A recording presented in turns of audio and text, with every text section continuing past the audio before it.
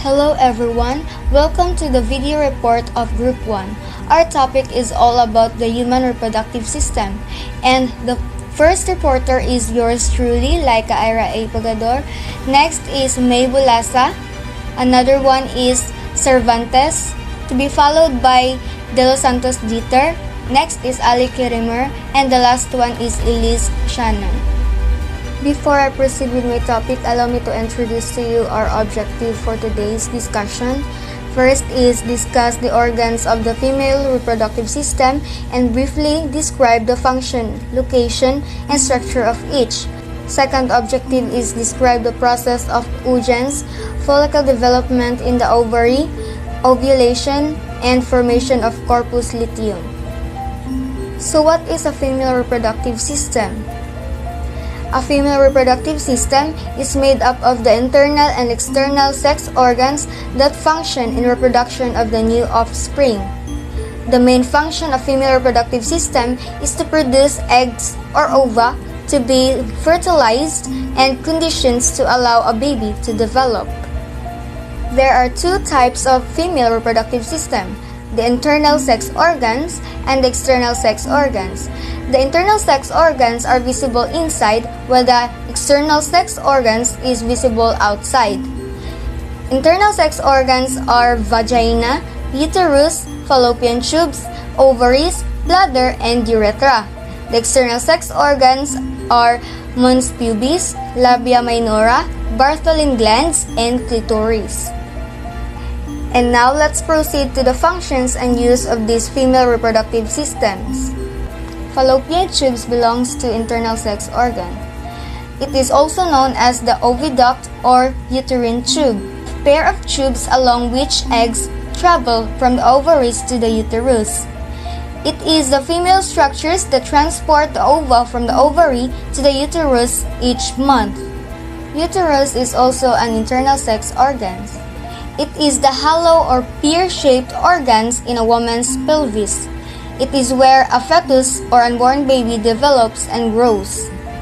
Next is bladder. The bladder is also belongs to the internal sex organ. It is the triangle-shaped hollow organs is located in the lower abdomen. The bladder's walls relax and expanded to store urine, and contract and flatten to empty urine through the urethra. Urethra is a relatively simple tubular structure that has the sole purpose of conducting urine from the bladder to the outside of the body. Next is clitoris. Clitoris is the pleasure center of the vulva, the most sensitive part of the female reproduction of the female that stimulates orgasm. Another one is labia majora. It is the outer folds of the vagina. This serves as the protection of the urethra opening and the vagina. And that would be all with my part. The continuation of the female reproductive system will be discussed by Maloney Cervantes. The ovaries are small oval-shaped glands that is located on either side of the uterus. It produces egg cells and female hormones, including estrogen and progesterone. These hormones control things like female's pregnancy and period. Did you know that when a female was born, about 70,000 of potential egg cells are present in her ovaries? However, 500 of these will be mature. Mature egg release one by one every month once a female reaches puberty. The cervix is the lower portion or the neck of the uterus. It is the entrance for sperm to enter in the uterus. During menstruation, the cervix opens slightly to allow menstrual blood to flow out of the uterus. Vagina is a muscular hollow tube that extends from vaginal opening to the uterus. Because it has muscular walls, the vagina can expand and contract. Vagina has three purposes. First is, it is where the penis is inserted during the sexual intercourse. Second, it is the pathway or the birth canal where the baby leaves a woman's body during the childbirth. Third, it is the way which through menstrual blood leaves the body during period. Hymen is a thin, fleshy tissue that stretches across part of the opening to the vagina. The most common hymen in the young women is shaped like a half moon. This shape allows menstrual blood to flow out to the vagina. Labia minora, or the inner lips, serves as to cover and protect the urinary openings, vaginal openings, and clitoris from the external trauma. It is located inside the outer lips. They begin at female's clitoris and end under the opening to female's vagina. The rectum is the concluding part of the large intestine that terminates in the anus. The rectum acts as the temporary storage site for feces. Good morning, everyone. I'm Malin Cervantes, and I was tasked to discuss the process of oogenesis and female reproductive system. But before we discuss the process, let us know what is oogenesis. The word genesis is the creation, and the oo is the ovum or the ova. Oogenesis is the production of egg and female reproductive organ, or its occur in the ovaries of female. Oogenesis is the process of producing egg in the ovaries. And according to Wikipedia, oogenesis is the differentiate of the ovum or egg cell into a cell competent to further develop when fertilized. It is developed from the primary oocyte by maturation. Oogenesis is initiated in the embryonic stage. So this is the diagram of the process of oogenesis. So now, let's discuss the process of oogenesis. So first, it starts in the germ cell that divided by mitosis to form large oogonia or oogonium.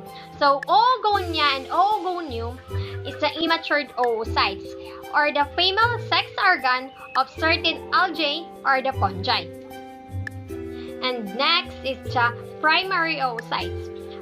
Primary oocytes or oocytes is the egg before maturation, or the female gametocytes that contains or have 46 double structures chromosomes or 4N DNA. Next, in the left side is the secondary oocytes that have or contains 23 double structures chromosomes or 2N DNA. And the right side is the first polar body. Under the secondary oocytes, ovum and the secondary polar body. So the ovum is the female gametes that contains 23 single chromosomes. Under the first polar body is the secondary polar body. So, tulo na sila kabuok na secondary polar body. And after the process of oogenesis, katong ovum or the immatured egg, i-produce to siya ni ovaries para ma-meet niya si sperm cell, tapos ma-fertilize na siya, tapos mamoto, mabuo na ang baby or a fetus. So, I'm done with my discussion. I hope you all understand the process of oogenesis and the meaning of oogenesis. Pleasant day, everyone. So today, I will report with you about the formation of corpus luteum. So as you can see, the image below that shows the development of corpus luteum. What is corpus luteum? It's a temporary endocrine structure involved in ovulation and early pregnancy. During ovulation, the primary follicle forms the secondary follicle, and subsequently the mature of vesicular follicle. At the ovulation of follicle rupture, expelling the ovum into the fallopian tube. So, it is a transparent endocrine structure that has a role in ovulation and the early stages of pregnancy. The primary follicle transforms into secondary follicle, which then transforms into mature vesicular follicle during ovulation. The follicle breaks down during ovulation, releasing the ovum into the fallopian tube. The corpus luteum is supported and maintained by the pregnancy hormone, human chorionic gonadotropin, or HCG. The corpus luteum begins to decrease in the size at around 10 weeks of pregnancy. So, the pregnancy hormone, human chorionic gonadotropin, or HCG, supports and maintains the corpus luteum. At roughly 10 weeks of pregnancy, the corpus luteum begins to shrink size. Formation of corpus luteum is induced by LH. That is a luteinizing hormone. So, what is luteinizing hormone, by the way? So, the luteinizing hormone is made by our pituitary gland, a small gland located underneath the brain. Luteinizing hormone plays an important role in sexual development and functioning. So, luteinizing hormone causes formation of the corpus luteum, but another pituitary hormone, prolactin (PRL), maintains the corpus luteum. Corpus luteum in the menstrual cycle. So, hormones play a powerful role in normal menstrual regulation in women. So, hormones play an important function in a woman's natural menstrual cycle. So, and also, as well as progesterone and estrogen, other essential hormones for ovulation include the luteinizing and follicle stimulating hormone.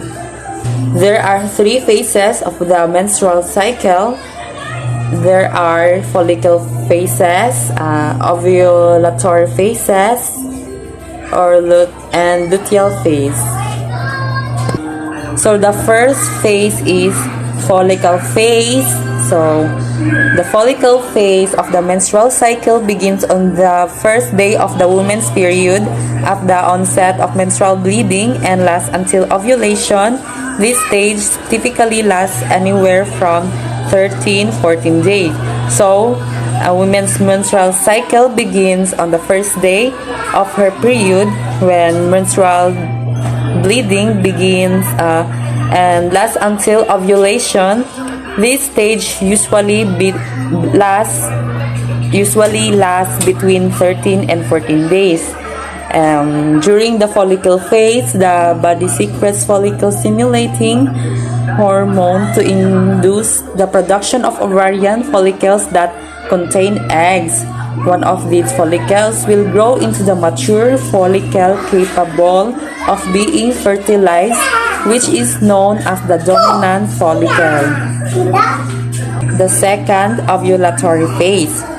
So, the ovulatory phase begins on about day 14 of a woman's menstrual cycle.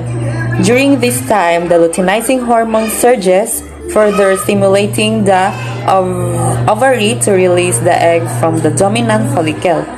Typically, this phase lasts anywhere from 16 to 32 hours, result in ovulation. So, the ovulatory phase of a woman's menstrual cycle begins on the 14th of her cycle. The luteinizing hormone levels rise during this period, further stimulating the ovary to release the egg from the dominant follicle. This phase usually lasts between 16 and 32 hours and ends with ovulation. A luteal phase of the menstrual cycle is the time where the body prepares for implantation of a fertilized egg. When an ovarian follicle releases an egg during the ovulatory phase, the open follicle closes off, forming what is called the corpus luteum. So, the menstrual cycle is when the body prepares for the fertilized egg to be implanted. During the ovulatory phase, when an ovarian follicle produces an egg, the opening follicle shuts, generating the corpus luteum. Hello everyone, for today I'm going to discuss about ovulation. So ovulation is the release of an egg from one of a woman's ovaries. After the egg is released, it travels down the fallopian tube where fertilization by a sperm cell may occur. So in the female reproductive tract, there is one ovary and fallopian tube on each side of the uterus enlarged. The function of ovulation is release of a mature egg from the female ovary. The release of enable the egg to be fertilized by the male sperm cells. Normally in humans, only one egg is released at one time. So occasionally, two or more erupt during the menstrual cycle. What do you mean by ovulation? So ovulation is the part of your menstrual cycle. It occurs when an egg is released from the ovary. Women are most fertilized during ovulation because it is when one of the ovaries releases the egg, which travels to the uterus as the body prepares for fertilization. On a 28-day menstrual cycle, ovulation usually occurs around day 14, but not every has normal 28-day cycles. So the actual date might vary. Some symptoms of ovulation result in an increase in vaginal discharge. This discharge is frequently transparent and sticky, and it may resemble raw egg whites. Your discharge may become thicker or cloudier after ovulation, and its volume may decrease. Some of them can feel breast tenderness. So let me explain the process. The pituitary glands release hormones that cause the egg in the ovary to mature. Then the ovary release hormones called estrogen, which cause the uterine lining to become thicker.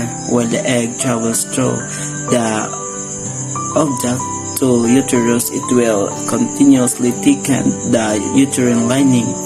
Where the egg has not yet fertilized, it will not attach to the uterus. Once the uterine lining breaks off and leaves the vaginal blood, and all cell will lose in menstruation will occur. If the egg has fertilized, menstruations will not occur. Instead, the egg may travel to the uterus and implant to develop into a pregnancy. Hello everyone, I am Shannon Diawelis, and today we're going to discuss about the last part of our topic for today about formation of corpus luteum. But before that, I would like to sincerely apologize for using a mask due to my condition. Half of my face is paralyzed and it's called Bell's palsy. Please be with me until our last discussion. Thank you. Alright, welcome student learners. Be attentive and listen carefully. So now let's first define corpus luteum. So when we say corpus luteum, it's a plural word of corpora lutea. The corpus luteum, or CL, is an ovarian endocrine gland that regulates the menstrual cycle and early pregnancy. During ovulation, the CL is formed from ovarian follicle wall cell. An ovarian follicle after ovulation, also called a yellow body for its yellow color. So as you can see in the picture, there's an arrow that pointed in a yellow image. So that is, it represents the corpus luteum. In this picture, female reproductive system, the part of ovary where corpus luteum occurs. And today, this is what we were going to discuss, the formation of corpus luteum. In this image, it represents the zoom part of ovule which corpus luteum formed. Alright, so let's start to discuss the formation of corpus luteum. So, a corpus luteum occurs after the ovulation of follicle will be collapsed. There's going to be a bleeding called hemorrhagic follicle. Imagine in this picture between oocyte and granulosa cells, the white part of that, it represents the hemorrhagic follicle, which is the bleeding area. The granulosa cells undergo a change, and this change is going to produce an estrogen and progesterone. So when we say estrogen, these estrogen are produced in ovaries. This female hormone is responsible for maturing the female genital tract to make it fertile. While in progesterone, it normalizes the blood clotting. Steroid hormone prepares uterus for pregnancy. In addition, These estrogen progesterone are going to support a pregnancy if it is occurs. This process by which the cells produce more steroid hormone is called luteinization or luteinization. It means the transformation of mature ovarian follicle into a corpus luteum. Because the cells become more yellow in color, they can turn the cell also become more glandular, which the color blue will represent. So the blue part in this follicle is the granulosa cells. So when you say granulosa cells, it is the blue spot that produce estrogen and progesterone. While in the part of theca cells, we have two kinds of theca cells. These are theca interna and theca externa. Theca interna produce more hormone, and theca interna is located between granulosa cells and theca cells, while theca externa is located outside the layer of the collapsed ovary. So, alright, with a very short period of time, as the cells undergo this process of luteinization, they give rise to a structure which is called the corpus luteum. And this is the structure of corpus luteum, which both granulosa cells have become luteinized and the cells of the thick internal chat become more luteinized also, producing steroid hormones, particularly progesterone, which is going to support the pregnancy, and also some estrogen. Now, as long as this corpus luteum is present and producing these hormones for pregnancy to be maintained, but if a fertilizer does not occur, this corpus luteum is going to be disintegrate, and this scar tissue is going to be called the corpus albicans.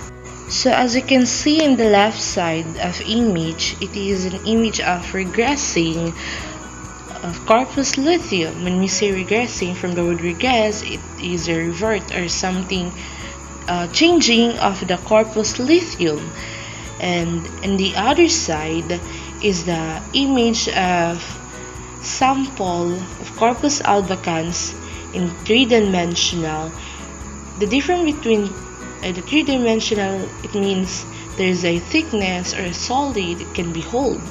Well, it is different from the below, which is the two-dimensional, because in two-dimensional it is a slice essentially against this is the scar tissue that fills in the space that remains after the cells of the corpus luteum regenerate and are slowly replaced by connective tissue. So this is our last topic for this day. Congratulations, student learners, you've made it until the end of our lesson. Again, we are Group 1 presenting the first part of Female Reproductive System lesson. Thank you.